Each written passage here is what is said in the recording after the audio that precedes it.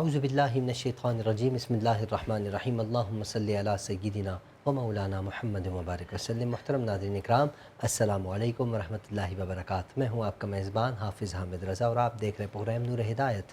ناظرین، آپ جانتے ہیں نور ہدایت میں ہم آپ کی ملاقات علماء اکرام سے کرواتے ہیں، جن سے ہم کرتے ہیں سوالات اور جاننے کی کوشش کرتے ہیں دین اسلام کے حوالے سے معلومات۔ آج کے ہمارے معزز مہمان پہلے بھی نور ہدایت میں کافی مرتبہ تشریف لا چکے ہیں، ہم ان سے بہت کچھ سیکھ چکے ہیں۔ میری مراد محترم المقام جناب حضرت علامہ مولانا محبوب قادری صاحب دامت برکاتہ العالیہ ہمارے ساتھ موجود ہیں۔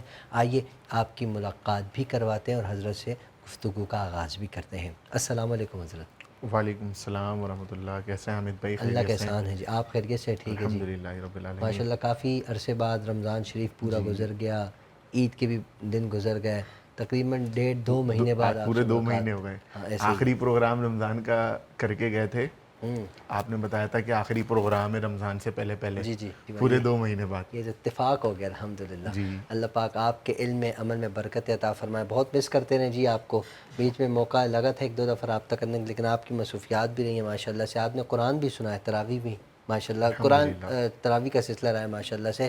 شعبہ تدریس سے بھی علامہ صاحب کا تعلق ہے، ہم وقت مصروف رہتے ہیں دین کے فروغ کے لیے، اور شعبہ تدریس کے ساتھ ساتھ علوم دینیہ جسے ہم کہتے ہیں وہ سیکھ بھی رہے ہیں، کیونکہ ظاہر ہے انسان سیکھتا چلا جاتا ہے، سکھاتا بھی ہے، ساتھ ساتھ سیکھتا چلا جاتا ہے۔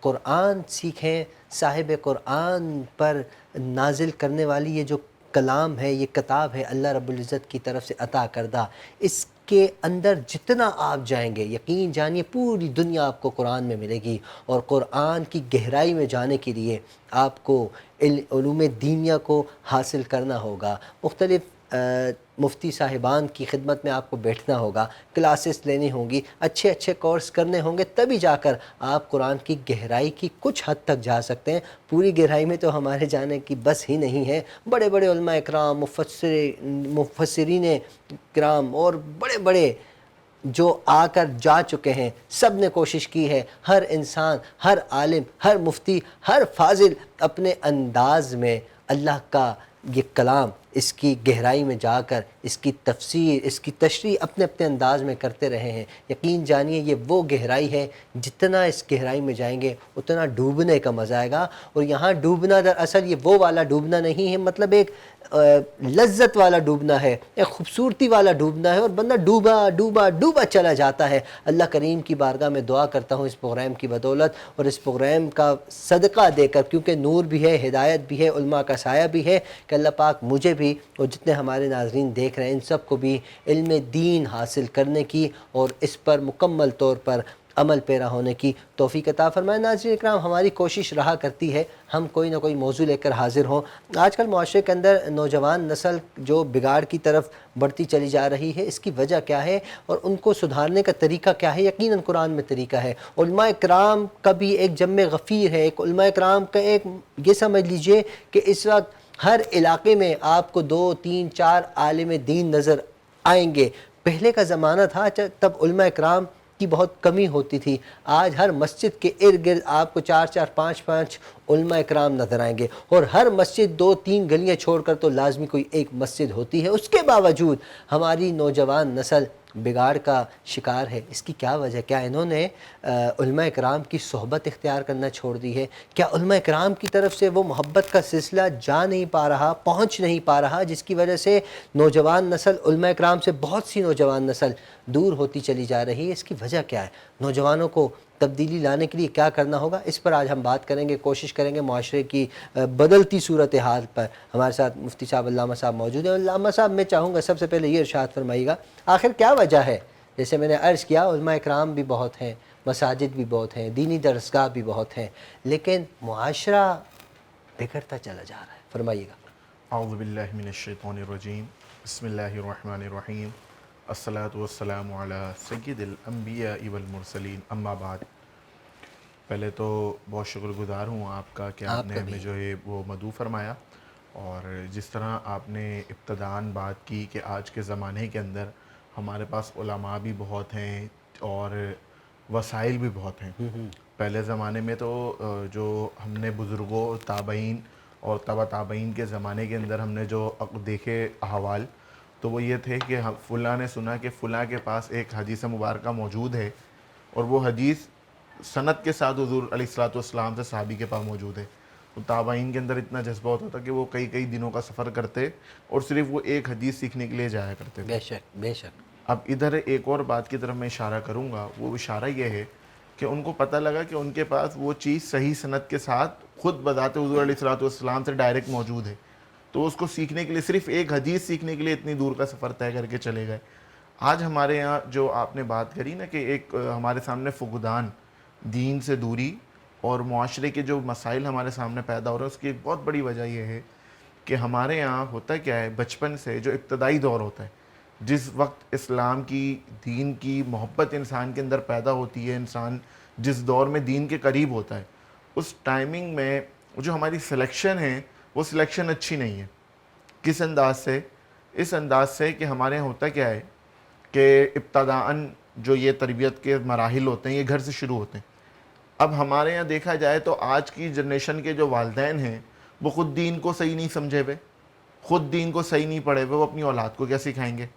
پہلی چیز یہ آ گئی. دوسرا، اب کچھ عمر بڑھی، وہ اسکول لائف میں چلا گیا. اب اسکولوں کے اندر عموماً ہمارے یہاں ہوتا کیا ہے کہ جتنے بھی ہمارے یہاں اور سبجیکٹ ہیں جو دیگر مضامین ہیں، ان مضامین کو پڑھانے کے لیے ان مضامین کے بہترین اساتذہ کا انتخاب کیا جاتا ہے.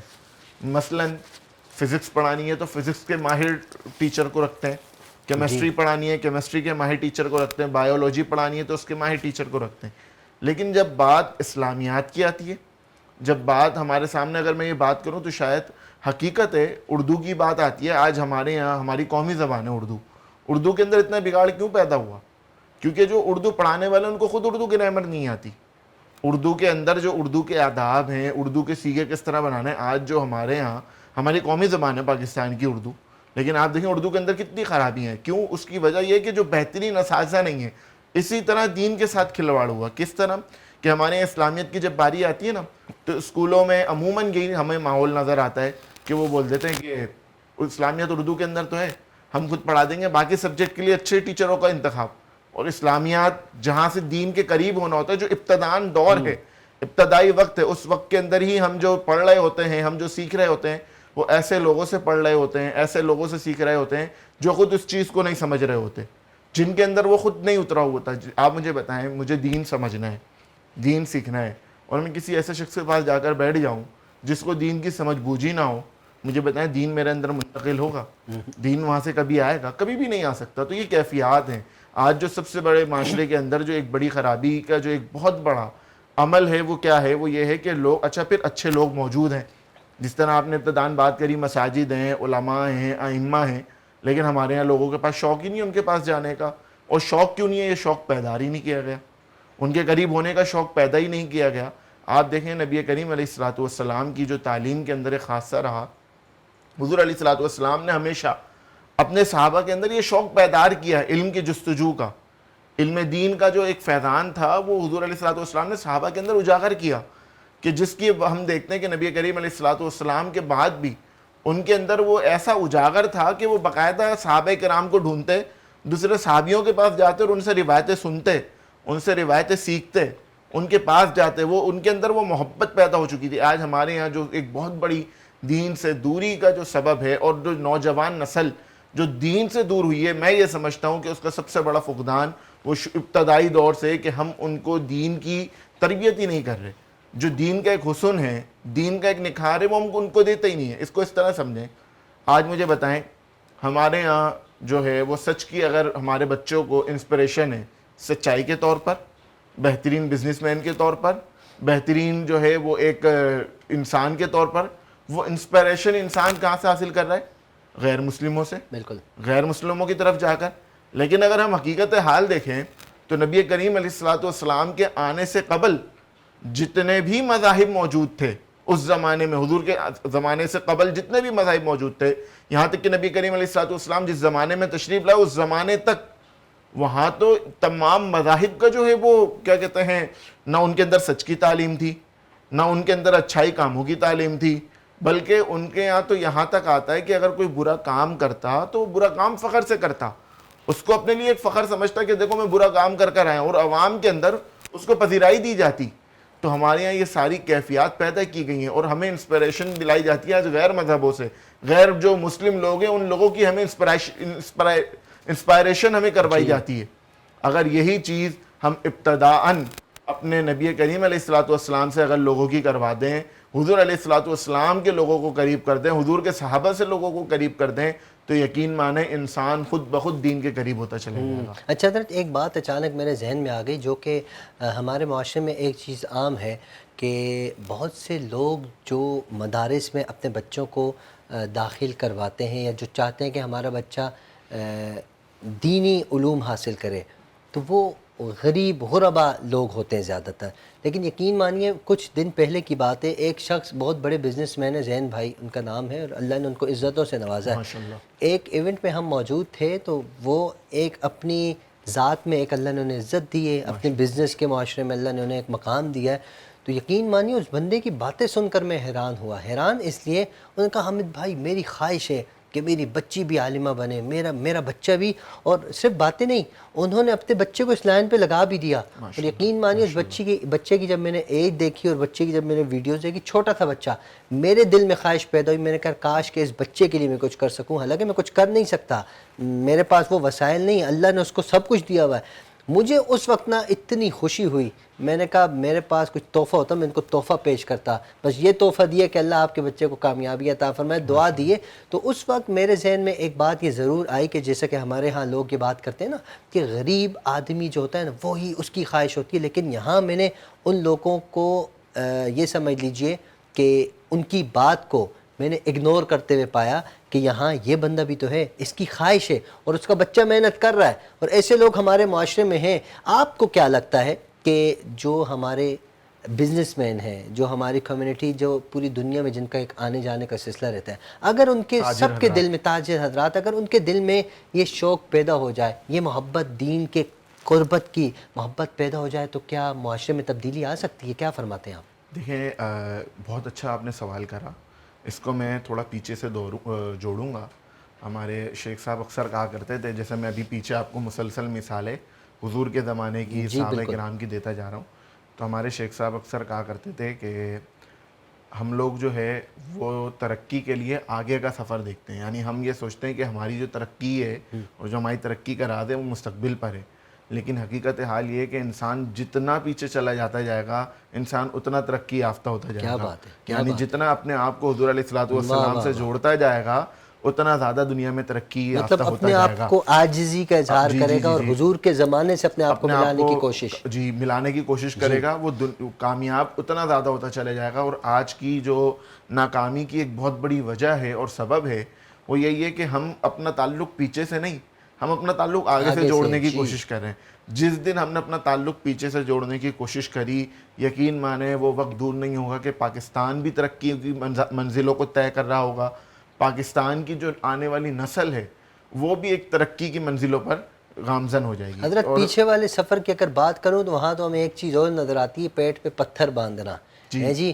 وہاں تو ایک چیز اور بھی نظر آتی ہے, طائف کی وادیوں میں پتھر کھانا. دیکھیں کیسے کیسے واقعات ہیں. یقین مانیے اگر بندہ سوچے تو حیران ہو جائے کہ کس طرح سرکار دو عالم صلی اللہ علیہ وسلم اور حضور کے اصحاب نے کس انداز میں تبلیغ کی. ہم کہاں کھڑے ہیں حضرت؟ تو آپ کو میں نے ابتداً یہ بات کی نا, جیسے ابھی تھوڑی دیر پہلے بھی میں آپ کو کہہ رہا تھا کہ جیسے ابھی آپ ایک میرے سامنے بات رکھ رہے ہیں, میں سمجھانے ہی آج امت کو یہی پیغام دینا چاہ رہا ہوں کہ ہماری جو انسپائریشن ہے وہ حضور سے ہٹا کر دوسری طرف موڑ دی گئی ہے.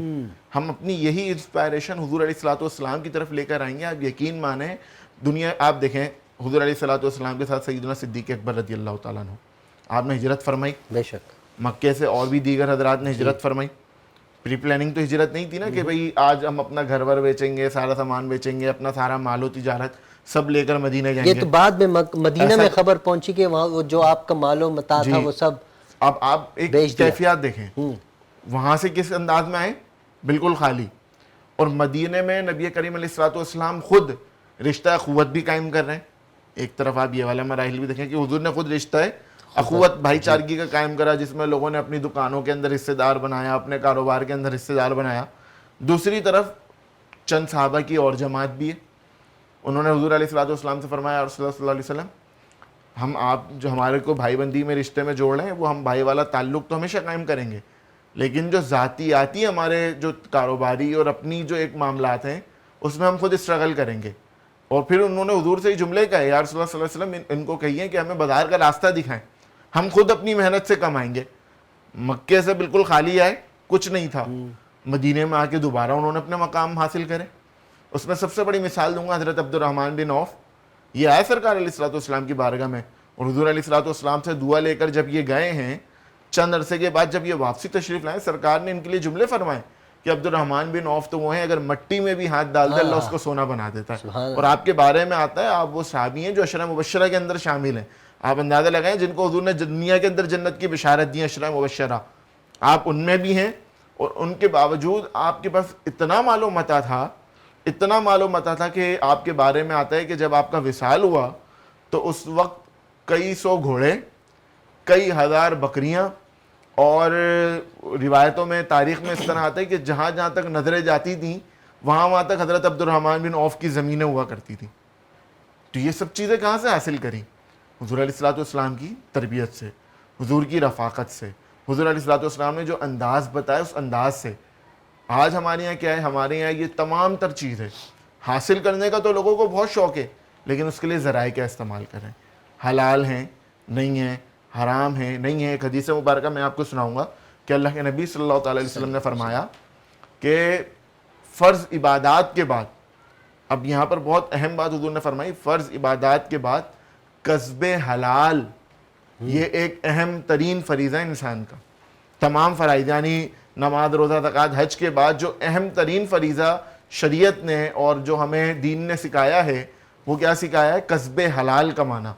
تو آج ہمارے یہاں کسب حلال کی تو تمیز ہی بھول گئے۔ خود حضور علیہ الصلوۃ والسلام نے فرمایا میں دیکھتا ہوں ایک زمانہ آئے گا کہ لوگ کمانے کی تو لالچ میں ہوں گے، حدیث مبارکہ کے الفاظ ہیں، لیکن وہ تمیز بھول جائیں گے کہ وہ حلال سے کما رہے ہیں یا حرام سے کما رہے ہیں، اور اس کے جو ثمرات ہیں وہ آج ہمارے معاشرے کے اندر، زمانے کے اندر نظر آ رہے ہیں۔ پھر اس سے پہلے ایک اور بات جیسے آپ نے شروع میں کری کہ ہمارے ہاں جیسے آپ نے مثال دی کہ ایک وہ لوگ ہیں کہ جو واقعی ایک بہت اہم مالیاتی طبقہ ہے اور وہ اپنے بچوں کو دین کی طرف کم لے کر آتے ہیں۔